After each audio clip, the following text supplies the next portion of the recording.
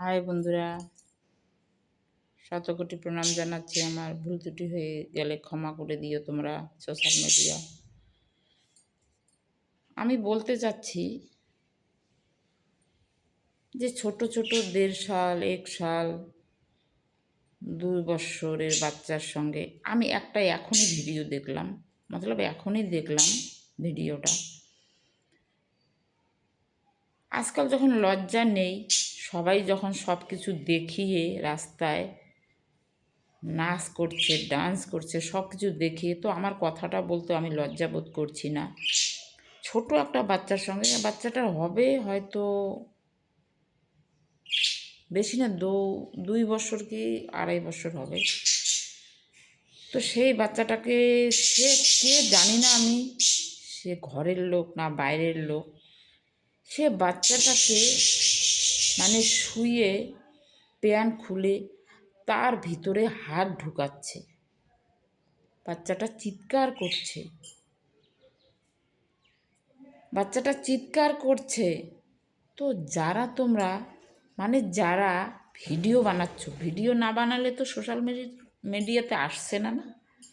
তো যারা ভিডিও বানাচ্ছ তারা কি করছো? ভিডিও বানাচ্ছ, দেখে দেখে ভিডিও বানাচ্ছ বাচ্চাটার কষ্ট। একজন ভিডিও বানাও, দ্বিতীয়জন পাশে গিয়ে দাঁড়াও, তাকে যেটা পাও হাতের সামনে, লাঠি ছুরি যাই পাও, তাকে সেটা দিয়ে মারো, প্রমাণ রাখো হাতে যে এই জন্য আমি এই কাজটা করেছি। তোমরা ভিডিও বানায় ছাড়ছ, দেখাচ্ছ বাচ্চাটার দুর্গতি। তো তোমরা কি এটা ভালো করছো? ভিডিও বানাচ্ছ, যত কিছু হচ্ছে দুনিয়াতে, একে মারছে, ওকে মারছে, একে মারছে, সব ভিডিও বানাচ্ছে আর সোশ্যাল মিডিয়াতে ছাড়ছে। লাইক করো, কমেন্ট করো, শেয়ার করো। কি হবে? কি হবে? যখন মোবাইল ছিল না তখন কি হয়েছে? লাইক করো, শেয়ার করো। হ্যাঁ, আমি মাত্র ভিডিওটা দেখলাম, আমার দেখে চোখের জল এসে গেল। আরে আমি তো দূরের থেকে দেখছি, আমার হাতের সামনে যদি ওই কাজটা হতো না, তো দেখতে পারতে আমি কী করতাম। তোমরা ভিডিও বানাচ্ছ আর সোশ্যাল মিডিয়াতে ছাড়ছ,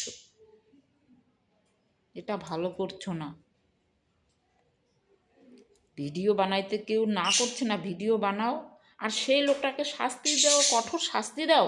তাকে হাতের সামনে যা পাও সেটা দিয়ে তাকে আঘাত করো, মারো, প্রমাণ রেখে দাও, প্রমাণ সহ কাজ করে যাও। সে ভিডিও বানায়ে ছাড়লে কাজ দিবে না।